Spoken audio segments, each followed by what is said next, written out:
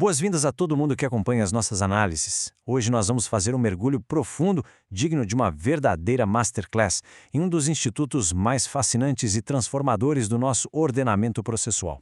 A ideia aqui é explorar aqueles mecanismos cirurgicamente desenhados para impedir a prática de atos ilícitos antes mesmo que eles causem qualquer estrago.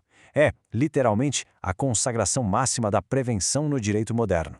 E para organizar o nosso raciocínio, a pauta de hoje vai passar pelos seguintes pontos. Primeiro, o paradigma da prevenção. Depois, os requisitos do ilícito sem dano, as espécies inibitórias, a tutela nos planos da cognição provisória e definitiva, a sua efetivação mandamental e executiva e, para fechar com chave de ouro, o que diz a doutrina de vanguarda e a nossa jurisprudência consolidada. Ponto 1. O paradigma da prevenção. Essa, sem dúvida, a grande indagação procedimental. Pensem bem, historicamente o direito tinha o costume de aguardar passivamente a lesão se consumar para só depois tentar buscar uma compensação financeira. Só que o texto constitucional brasileiro, lá no artigo 5º, inciso 35, é categórico. Ele diz que a lei não excluirá da apreciação do Poder Judiciário nem a lesão, nem a ameaça a direito. Ou seja, a Constituição exige de forma expressa um remédio processual que consiga agir bem no momento da ameaça. O foco muda, né? Sai aquela lógica de consertar um direito violado e entra a lógica de paralisar a violação antes que ela sequer exista. E aí que entra a nossa definição. A tutela inibitória é, conceitualmente, uma tutela jurisdicional de natureza preventiva, totalmente focada no futuro. O objetivo dela é manter o status quo intacto. Diferente de uma tutela ressarcitória, que simplesmente tenta converter um problema em dinheiro, a inibitória é uma tutela específica. Ela quer garantir que o titular do direito receba exatamente, eu digo exatamente, aquilo que a norma material prometeu, impedindo a prática originária de um ilícito, a repetição dele ou até sua continuidade. Ponto 2. Requisitos. O tal do ilícito sem dano. Olha só que interessante a ruptura que o Código de Processo Civil de 2015 trouxe, cristalizada lá no parágrafo único do artigo 497. Para que o magistrado conceda essa tutela específica, o foco é exclusivamente no ato ilícito. É absolutamente irrelevante demonstrar que ocorreu um dano material. O objetivo é só um: fazer cessar a conduta que está violando a ordem jurídica. E tem mais, viu? É totalmente irrelevante a existência de dolo ou culpa. O agente pode estar ali agindo na mais pura boa-fé, mas se a conduta for objetivamente ilícita e ameaçar um direito, a intervenção do juiz é cabível sim e necessária. Isso ilustra brilhantemente a crítica profunda que doutrinadores de peso, como o professor Daniel Assunção Neves, costumam fazer. Existe um contraste muito nítido aqui. O artigo 186 do Código Civil amarra o conceito de ato ilícito à necessidade de dolo, culpa e dano. Mas vejam bem, essa é a fórmula da responsabilidade civil reparatória. A tutela processual preventiva trabalha em uma frequência completamente diferente. Ela é autônoma e exige apenas a contrariedade ao direito. É o ilícito puro. Ninguém precisa ficar sentado esperando o dano acontecer. Ataca-se logo a raiz da ilicitude. Ponto 3. Vamos falar sobre a classificação e as espécies inibitórias. A tutela inibitória, na prática, costuma se dividir em duas espécies principais de comandos. De um lado, a gente tem a inibitória positiva, que é aquela que impõe um fazer. Imagine a seguinte situação: um maquinário industrial gigantesco é instalado sem os devidos itens de segurança, ameaçando os trabalhadores. O juiz vai lá e determina a instalação desses equipamentos. É uma obrigação de fazer. Do outro lado, temos a inibitória negativa, que impõe um não fazer. É a ordem expressa para que uma empresa pare de veicular uma propaganda enganosa ou que não se construa um muro em uma área de preservação ambiental. Além dessas modalidades, o espectro de abrangência desse instituto é formidável. A tutela pode ser individual, resguardando um direito subjetivo próprio, como proteger uma marca específica de sofrer pirataria de novo. Mas o uso dela é absurdamente consagrado e de altíssimo impacto na esfera coletiva. Ela opera por meio de instrumentos como a ação civil pública para tutelar direitos difusos, coletivos ou individuais homogêneos. Prevenir a poluição de um rio, proibindo a construção de uma fábrica poluente, é a consagração prática dessa tutela em larga escala. Afinal, um dano ambiental consumado, muitas vezes, não tem mais volta, né?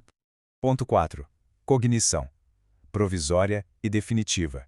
A lógica estrutural do processo dita que a resposta final, aquela definitiva, costuma demorar, mas a ameaça de lesão não fica esperando, concordam? É por isso que a tutela inibitória é frequentemente pleiteada de forma provisória, com base numa cognição sumária. O juiz, amparado lá pelo artigo 300 do CPC, analisa a probabilidade do direito, o famoso fumus boniuris, e o perigo de dano ou risco ao resultado útil, o periculum nem mora. É a inibitória concedida no calor do momento, pela urgência. Contudo, essa mesma tutela atinge o seu ápice dogmático quando, depois de exaurir todas as provas e garantir o contraditório pleno, ela se solidifica, virando uma tutela definitiva na sentença de mérito. Ponto 5. A efetivação mandamental e executiva. Bom, para que a tutela seja inibitória, de fato e específica de verdade, o juiz tem à disposição ferramentas bem pesadas, lá do artigo 139, inciso 4 do Código. Na chamada sentença mandamental, nós temos a coerção indireta. O juiz emite uma ordem e pressiona a vontade da parte ré, geralmente usando aquelas famosas astrentes, que são pesadas multas diárias para forçar o cumprimento. Por outro lado, na sentença executiva em sentido amplo, a coisa muda de figura. O juiz simplesmente desconsidera a vontade do réu e promove a subrogação estatal direta. O Estado vai lá e faz. É o caso de expedir um mandado de demolição de obra irregular e enviar as máquinas do Estado para fazer o serviço à força. Todo esse raciocínio nos leva a uma citação irretocável do professor Luiz Guilherme Marinoni, que é sem dúvida o grande difusor e arquiteto da tutela inibitória aqui no Brasil. A premissa central dele é que o processo não pode, de jeito nenhum, ser um fim em si mesmo.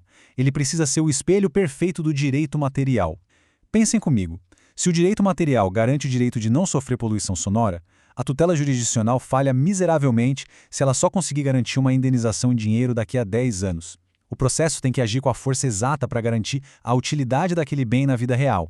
Ponto 6. E assim, entramos na doutrina, jurisprudência e na nossa conclusão. Para quem estuda a fundo, é crucial compreender aquela velha cisão doutrinária sobre a classificação das ações e sentenças. A classificação ternária, mais clássica e ortodoxa, agrupa tudo em declaratória, constitutiva e condenatória, tratando as técnicas mandamentais como meros instrumentos de execução. Porém, gigantes do nosso processo civil, como José Roberto dos Santos Bedac, Fred Didier e Hermes Zanetti, defendem com bastante rigor a classificação quinária. E qual é a grande sacada aqui? A força de efetivação imediata. Diferente de uma sentença condenatória clássica, que exige toda uma fase morosa de cumprimento de sentença, as tutelas mandamentais e executivas têm uma eficácia muito mais instantânea, moldando-se perfeitamente àquela urgência da prevenção que a gente vinha falando. E para mostrar que essa dogmática toda não é só teoria de livro, a mais alta jurisprudência endossa muito esse poder preventivo. Tem uma decisão brilhante do Tribunal Superior do Trabalho, o TST, envolvendo uma ação civil pública. A empresa, no meio do processo, regularizou a sua conduta ilícita e, espertamente, pediu a exclusão da multa. O tribunal disse não. O entendimento genial foi de que a tutela, que no início tentava reparar o passado, se converteu em uma tutela inibitória para o futuro. O raciocínio é simples. O fato da lei estar sendo cumprida hoje de forma voluntária não garante que ela não vai ser violada amanhã. Então, mantém-se a coerção estatal para garantir de forma preventiva que não vai ter ilícito reiterado, independentemente de provar dano novo. E com isso, chegamos ao fim dessa nossa exposição densa. O processo civil moderno definitivamente abandonou aquela letargia. Ele transcende a fria reparação financeira para poder agir de forma cirúrgica e antecipada. Se esse conteúdo aprofundou a compreensão de vocês, não deixem de se inscrever no canal e de soltar o like para apoiar a produção de mais análises jurídicas estruturadas como essa. E eu deixo todo mundo com essa reflexão final. Será que o nosso sistema judiciário diário já está plenamente maduro para prevenir o ilícito? Ou, no fundo, a gente ainda atua como refém da cultura do dano? Pensem nisso. Até o próximo estudo.